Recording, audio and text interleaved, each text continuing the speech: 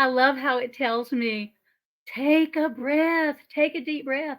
Those of you who have had my classes, you know that I often start with, all right, everybody, let's breathe together. Let's get grounded, all that. So, hey, everybody, I'm Byron. I'm so glad to be here. I have the curse of Comcast. I think I was saying that last time I was on Comcast, I used my phone because that worked better.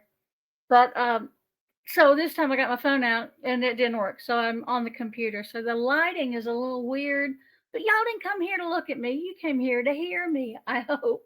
So it's good to see you all. I've been going through the list here and what I'd like to do is talk to y'all for about 15, 20 minutes. And then I'll go peer over here to see what it is y'all are most interested in hearing or if you have questions. Um, I do this class so many places and for so many people. And I wish y'all could see I am surrounded by little bits of paper. I've got a pile of books over here. I've got a cup of tea. I took off my glasses so I can't see anything because there was too much glare. So I'm just going to dive into this and tell you what I love about this folk magic that is both my practice and my study. I'm going to give you a little bit of history.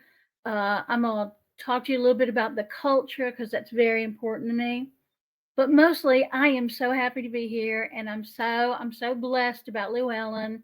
Let me do the book thing first, and that is they blessedly 2 years ago published my third Appalachian folk magic book, which is called, I have it right here as a matter of fact, Roots, Branches, and Spirits.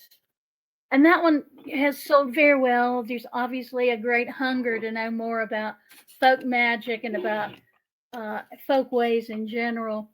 And Appalachia is my home, and it's been my home now, and it's been the home of my people.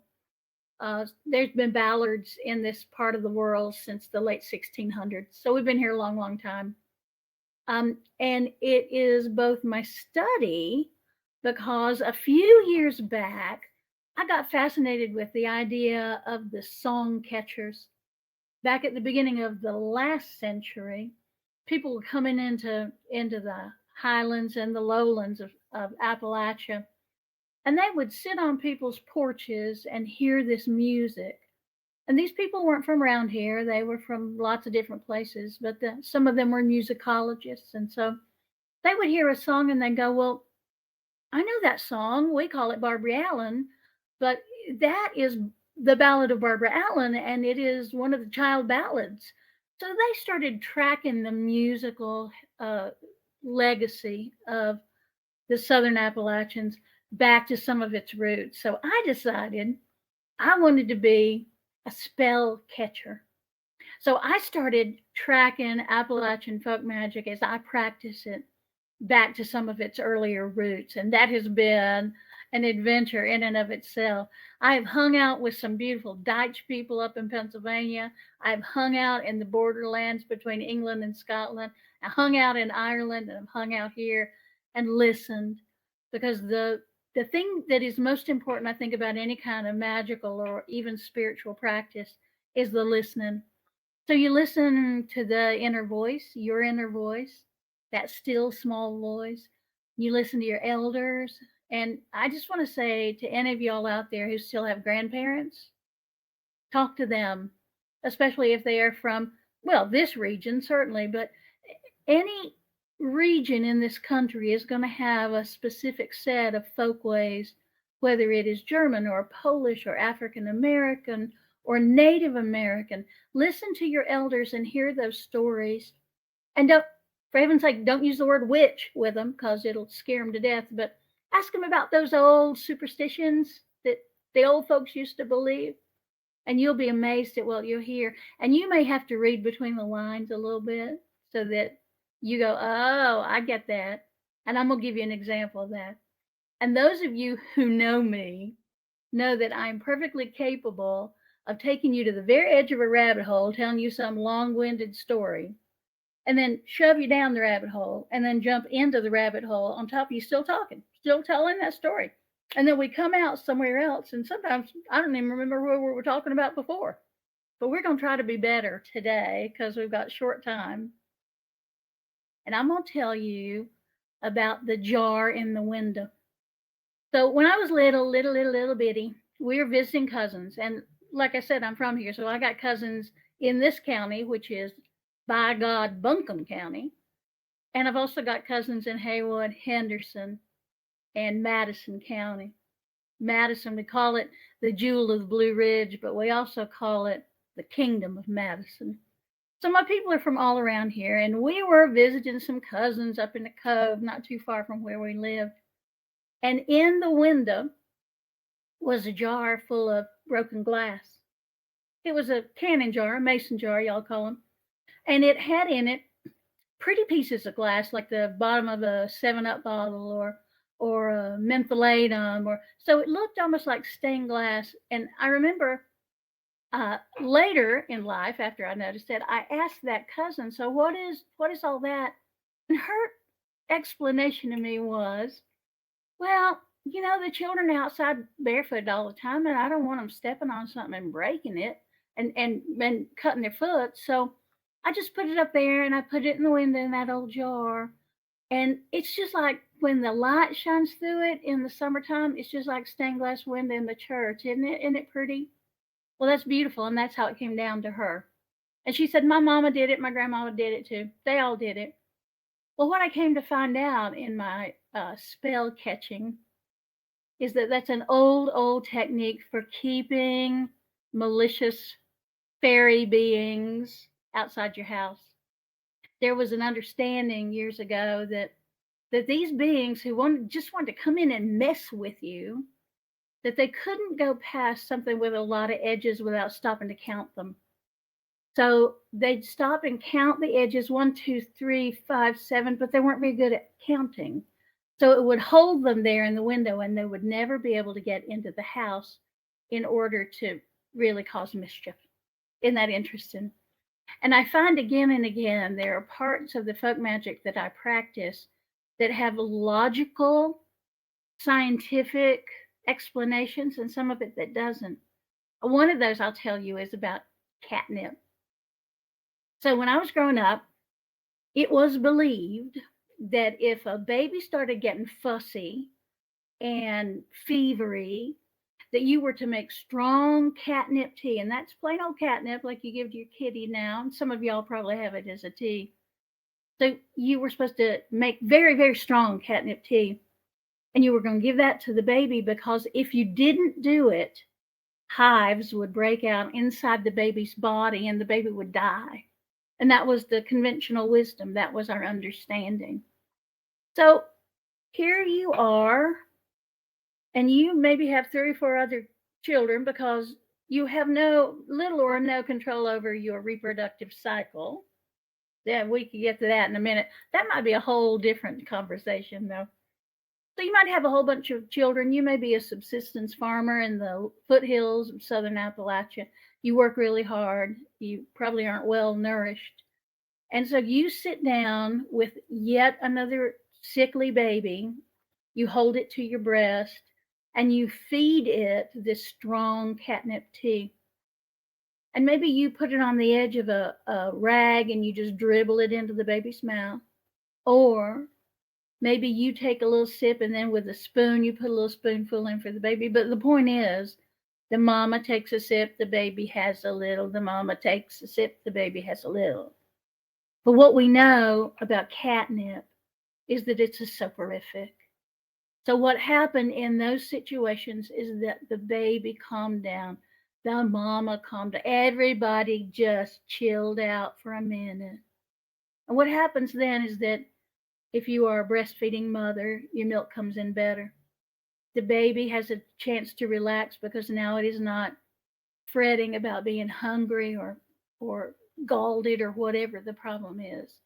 And so scientifically, we know that catnip will calm everything down.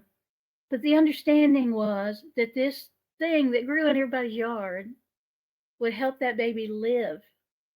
And so it was an important part of Appalachian culture.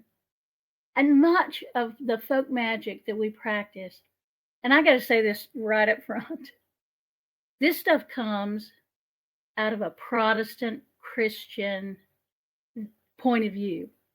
So it may be some leftover things from the long ago time when we had multiple deities, but it's a practice that has come down through Protestant Christians for the most part. Now, I myself am not either a Protestant or a Christian, and so that is not a requirement to practice these particular sets of folkways. But that's the origin of it. So that if you go back, as I said earlier, and you say to your grandma, so, Grandma, was anybody in our family like an Appalachian witch lady? You're unlikely to get a good response. Because even though everyone will tell you now that what I practice is Appalachian granny magic, no one here has ever called it that, and I promise you. Unless they're brand new and they just read a book about it. It's always been a practice with no name because it was what people in rural communities did that they knew how to do.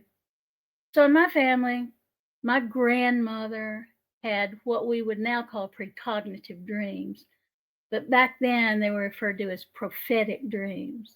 So she would have dreams, and 3 or 4 or 5 days later, they would they would come to pass. And I had the same thing happen to me back a million years ago, before half of y'all were even born. We had a terrible president named Ronald Reagan, and somebody tried to shoot him. And I dreamed that 4 days before it happened, so that I got up and I went in. I was in grad school in Dallas. And I got up and I went in to the kitchen and I went, oh my gosh, Jane, Charlie, did you hear somebody shot the president? And they looked at me like, are you out of your mind? And they said, nobody tried to shoot the president. Byron, what is wrong with you? Did you have a bad dream? Did you? I know we work hard in this grad program. Did you have a bad dream? Well, I did have a dream. It was not a bad dream. And then 3 days later, they said, how did you know that? How'd that happen? Well, I don't know. It's just a thing that in my family we do. And that's another piece of this folk way, is that for many of us, we understand that this passes down through the family line. Now, in my particular family, it seems to pass down through the double X chromosome on the women's side. But for some other families, it goes back and forth, and for some other families, it's the men who get it. But it's a set of skills that we don't necessarily practice. Well, we do practice them. We don't necessarily learn them. They just sort of come to us. And one of those is the dreaming, prophetic dreaming, hands-on healing.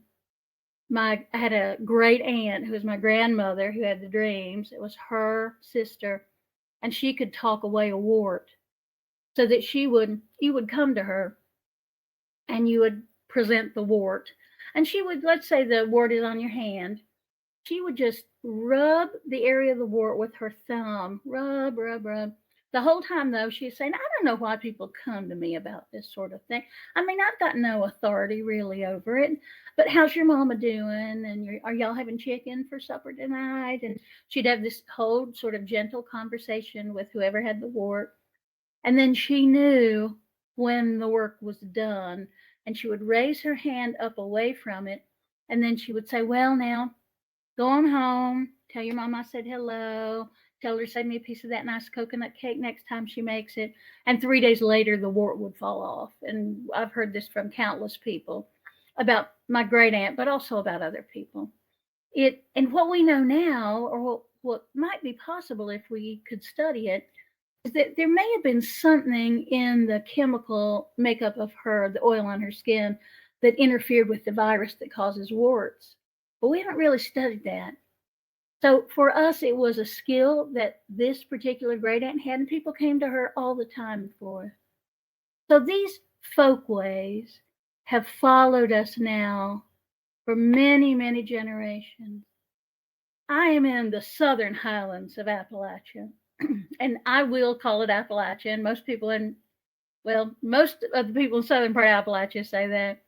I was invited, bless them, and if any of y'all are on the chat right now, I was invited several years back to good old Pittsburgh. And y'all, I love Pittsburgh with my heart and my soul. Good old Pittsburgh. And they met me. They got me off the plane. I got to the event, and they said, we are Appalachian too. And I was like, We don't say it that we say Appalachia here. But what you need to understand is that the Appalachian Mountains are a very, very long chain of mountains that are in this country, are in Canada, and the ends of them, before the continents split apart, are in Scotland and Ireland and part of France and a little bit in Africa. So there are Appalachians in so many places, and they're called different things in different places, but they are among the oldest mountains in the world. Now, I used to say very cockily, well, I live in the oldest mountain in the world. Ha ha ha. And somebody said, well, I think you live in the oldest mountains in the world that are above water. And then I would say, I live in the oldest mountains in the world that are above water. And then somebody said, I think there's some mountains in Africa that are older than that. So now I say, and try to be a little more humble about it, I live in some of the oldest mountains in the world. So the energy here is delicious and deep. It runs very, very, very deep. And I am in Asheville, may all the gods help me, which has become quite a tourist destination. I'm trying to look at this and also talk to you. It's become quite a tourist destination and kind of a new agey sort of capital, but the energy here has always been low and dark and sad. I think we carry with us a lot of that old Celtic twilight that has been part of Celtic peoples for a long, long time. So this folk magic, and I'm trying to check on the time too. Somebody will tell me when to shut up. I know they will. The part of Appalachians that I'm in, the Southern Highlands, there are some very distinct roots to that particular kind of magic. And we can call it magic or a folk way or whatever you want to call it, energy work, healing. We call it all those different things. We don't ever call it granny magic, however. Keep that in mind. So the big influences here are the Lowland Scots, who became the Ulster Scots or the Scots Irish or the Scotch Irish, who have a lot of names. The Dutch, the Pennsylvania Dutch people, who originally came from Germany. And then finally, the native peoples here. And those, at this point, are the Cherokee. Now, there were other tribes over here when the Cherokee came in. So we will just call them the native peoples of the region. There are, and I'm not in any way saying there were not enslaved people here from Africa, because there were, but we are not plantations here. We are subsistence farmers. And so there were enslaved people here, but there was not a critical mass enough in this part of the region to have a huge effect on the folk magic. The Cherokee had a much larger effect. So I have spent time when I am able to get out of the country, thank you, COVID, to go to the area between England and Scotland, which was the place, the origin of the border reaver. And they are for sure my people. They were and are people who they didn't trust government. They didn't trust the church. They held no allegiance to anyone but the head of their family and the head of their clan. And I think about my people up in Madison County, and they're the same way. They only trust the family, and they don't trust the church, and they certainly don't trust the government. So it felt like we just fell right out of Northern Ireland, or Ulster as it was called then, and came right here. But we didn't. We went from those borderlands, and a few years ago, I was really fortunate to speak at the Scottish Pagan Federation Conference in Edinburgh. And I kept referring to the border, the people along the borders are called the border reavers. And I kept referring to them in the past tense. And there was a woman who was just off the stage in a wheelchair, and she kept kind of waving at me and, gesturing. And afterwards, I came down to see her, and she said, we're still here. I mean, the Reaver families are still right here in the borderlands. So I've been trying to be very, very careful about not speaking of those good people in the past tense. though I think of them, of course, as my ancestors, their descendants are still where they were in that borderland between Scotland and England. And I try to go there every 2 or 3 years. COVID threw me for a loop, but I was back in Scotland this year, and it was a thrill. So much of our folk magic has to do with doing the doing everything you do with available resources, because we have been traditionally pretty poor people. We are people who make do with what we can, and we do all that we can for the people around us. Now, I grew up, as I've said, in West by God Buncombe County in a cove. I didn't grow up in a holler. I grew up in a cove. And so the folk magic that I practice comes down to me through my family. And in that cove, so we were at if you think of it as a horseshoe like this, we lived right up there at the top of the hill, right on the flanks of the mountain. And because of that, because of where we moved in where there were cousins all along there. So any folk magic that I would have learned in my immediate neighborhood, my immediate cove, would have been very similar because it was the same family. We also had family on the cove on that side and the cove on that side. So that was all pretty family related stuff. And a lot of what I have learned has been from my family. And then once I kind of decided to learn more about it, I started learning from other people too. So it may be very specific to families, but there can be a lot of commonalities too. But it's so fascinating, and I really encourage it anytime people can do it.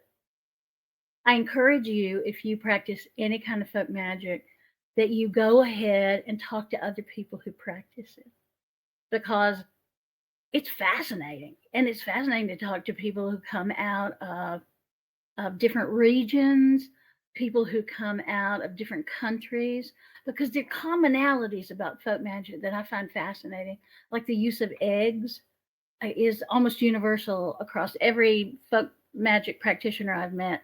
They use eggs as a symbol of life, and as a thing that can pull away anything you want pulled away, infertility or illness. To use eggs for that. So there's a commonality about that. But for me, so much of what I do is absolutely rooted, and pardon the pun, in the natural world. So I live in a region that is second only to the Amazon for botanical diversity. It's incredible what grows here. But I don't even want to tell you all that, because everything now is being over harvested. Suddenly, people love the idea of foraging. Well, I'm going to go forage for this and forage for that. But unless you are doing that in a way that is ethical, in case you are, you need to do that in a way where you leave some of it behind. And we are finding again and again with the big one originally was ginseng, what we call sang. And in fact, in my very first book on Appalachian folk magic, which is called Staubs and Ditchwater, I don't even mention it, because we don't want anybody harvesting that. Nobody. And if you got land, we want you to grow it on it. And I'm seeing a question over here, so hang on 1 minute.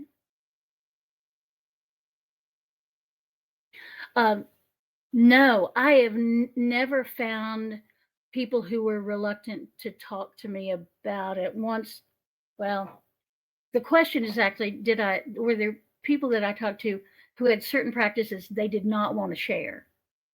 And there are people who have certain practices that they believe if they speak about them, they will lose the ability to do that. But most people, if you are talking to them, they will say to you, "Oh no, I can't talk about that, because then I might lose it. It might go away if I talk about it." But it's not that they are reluctant because it's a closed practice and they don't want outsiders to do it. They just don't want to lose it. So that's the answer to that. How much time we got? Anybody know? Squinting. She's squinting. Oh, we got a few more minutes. So I work a lot. Thank you. 5 minutes. Yes, powwow is particularly fascinating to me. Um, it's difficult tracking the roots of folk magic. It really is. And one of the things that I am particularly in love with is a charm that we have here that, well, we have in a lot of places, but I learned it here as the come butter come. And I'm going to sing that for y'all. And it's also referred to um, in academic circles as the song of the churn. But y'all know what churning is. It's done in around here anyway. It was a wooden cylinder that was broader on the bottom than the top, and it has a dasher in it, which is called here a stalb. And you put heavy cream in it, and you push up and down like this until the cream becomes butter. And you do that by singing a little song to it. So that this is it is a work song, but it's also a magical spell because you are encouraging the liquid of the cream to congeal up, or as we say around here, clabber up and become butter. And so I learned it as this. Come butter, come butter, come butter, come butter, come. So that's beautiful, and it'll keep you in the rhythm. Come butter, come butter, come. So I started studying where else that was used. Let me have a little bit of tea. And I learned, I tracked it back through different kinds of study. I did some Google. I've talked to some people back to someplace in England about 1500s. And I also learned that throughout this region and many places where churning was done, there were similar songs with a similar rhythm. So one of the other ways, and think about it this way, churning is it's a tedious job, but it's easy. So the youngest kid, usually a girl in the family, was usually set to churning, which is easy to do in cool weather. It's not hard. But in hot weather, y'all know it's hard to stiffen cream up. So there they would be, churning, the littlest one probably in the family. So to have a song that she could just keep singing while she was learning the churning was really helpful. So another version, and this is the one I love, just goes on and on and on. Come butter, come butter, come. Daddy's standing at the gate waiting on a butter cake. Come butter, come butter, come. Mama's standing at the gate waiting on a butter cake. Come butter, come butter, come. So this little child who is churning could mention everybody in the family, grandma and grandpa, aunties and uncles. You mentioned the preachers waiting at the gate, people in the church waiting at the gate. Then she'd go to the Bible. Moses waiting at the gate, waiting on a butter cake, so that she could stay in the rhythm of the activity and stay engaged enough to keep the rhythm going. So it's something I'm studying up on now. And if any of you have any work songs that are also magical spells, I would love to hear about them. This is an art and a science that I will never learn all the way through. I never will, and no one ever will. So there are tons of books, and I've got, I have to show the book, don't I? So y'all know Roots, Branches, and Spirits. The other one that's coming out in September, let me do my little advertisement, is Small Magics, and that is basic magical practice. And it says it's the secrets of an Appalachian witch, but Lord, y'all know me. I don't have any secrets. I tell you everything there is to tell you. So we've talked about warts. We've talked about jars and windows. I'm looking over to see if there's any other questions before I just barrel on a few more minutes. So y'all can find me. I'm often on Facebook. I've got a website, which is myvillagewitch.com. And I am on the festival circuit right now. So this week, in a few days, I'm going to be driving up to Southern Ohio to Wisteria, which is my home away from home. and I will be participating in Appalachian Summer Solstice, where I'm going to talk about Wither Appalachia, because this region is in so much trouble. And I'm going to teach some Appalachian folk magic, which I do not call granny magic. And I'm going to finish up with the word hillbilly. I don't use it. And I don't allow people around me to use it. And I'm going to tell you why. Because when somebody in the region says it to me, and it's like a joke, it's like, oh, them some good hillbilly earrings you got on today. Yes, they are. I feel like Minnie Pearl. That's okay. Because there are words that are only used within a culture. Because people outside of this culture, when they use the word hillbilly, I know what they mean. And they don't mean somebody that came over here and has been raised up in the mountains. They mean somebody who was ignorant and backwards and rural and all of that.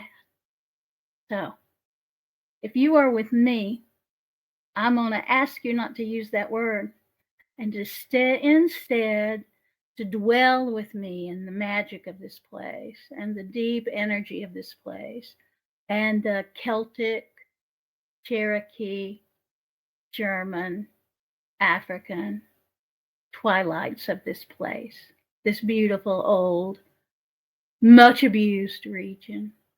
Thank you all so much. I'm going to see if there's any questions over here.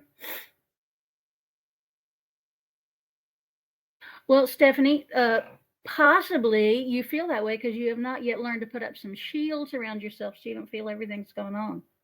And that's something that new book, Small Magic, has a lot about shielding in it. But yes, you would feel that buzzing for sure because that energy comes out of all of us.